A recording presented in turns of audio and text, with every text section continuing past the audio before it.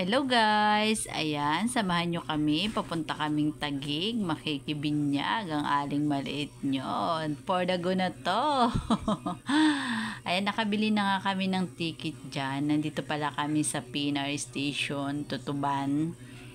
Nakabili na kami ng ticket dyan. Kaso nakaalis na yung unang train at mga 10:26 pa daw alis yung next train.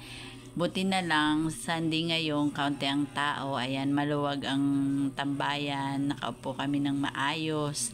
At syempre, ang aling maliit nyo, ayan, nagkakabulol-bulol ng mami nyo. Ang aling maliit nyo, mabuti na lang, madaming energying bao. Akyat-akyat pa siya sa upuan, baba-akyat, at hindi siya nagyayaan pa uwi.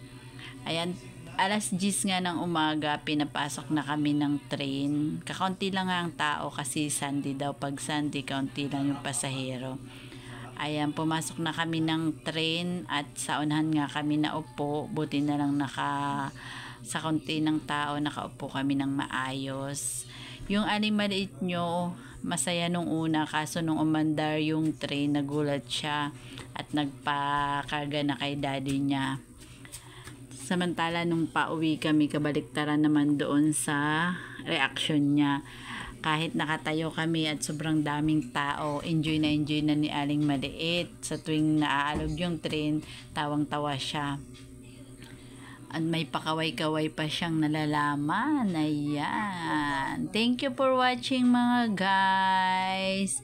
Please like and follow our page. Thank you. Pa-share na din po. Bye-bye.